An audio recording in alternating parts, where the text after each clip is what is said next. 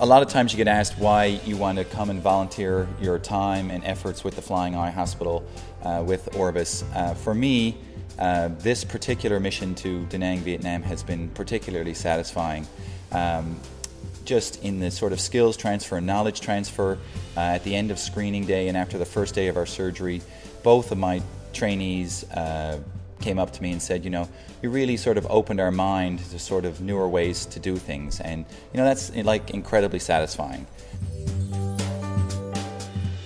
My name is Dr. James Whelan. I'm a retina surgeon from St. John's, Newfoundland, Canada, here with Orbis on another FedEx-sponsored Flying Eye Hospital program in Da Nang, Vietnam.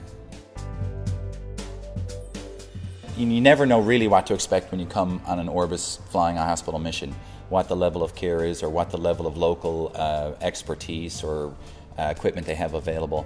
But here they had obviously very good training in the past. The two trainees that I had were very skilled in all the basic techniques of retinal examination and diagnosis and the basic techniques of vitreoretinal surgery. And so really what they were looking for was to advance their care to sort of the next level. And I think we were really successful in being able to do that. So one of the trauma cases that we saw was an industrial accident where a young gentleman in his early 30s had a ruptured globe while working. So the primary repair of that injury was done at the local hospital, but the patient did require a secondary operation in order to try and fully restore vision to his affected eye. So I was able with my trainees to show them how to do vitrectomy surgery in more advanced trauma cases.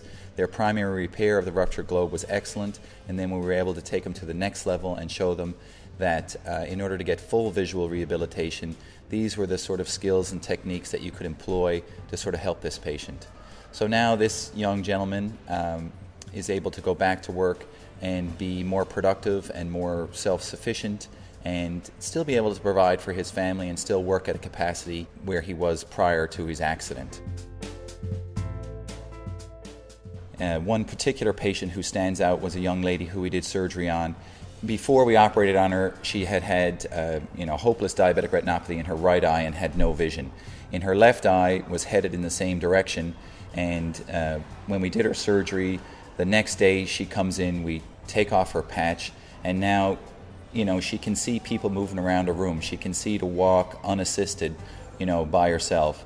And when we were done with her, I said, just reach out and touch my hand. And, she reaches out and grabs my hand, and you could almost like feel the hope, She was so happy.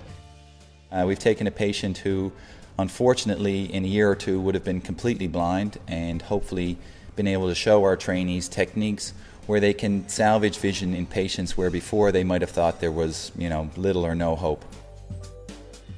As a volunteer, that's extremely satisfying. That makes the time you spend here, although sometimes the hours are long and stuff like that, very worthwhile. And not only do we sort of donate our time and our teaching skills and stuff like that, you get to take home the fact that you've really shown some concrete improvement to teach the local doctors how to be better surgeons and better care for their patients, and that's very gratifying.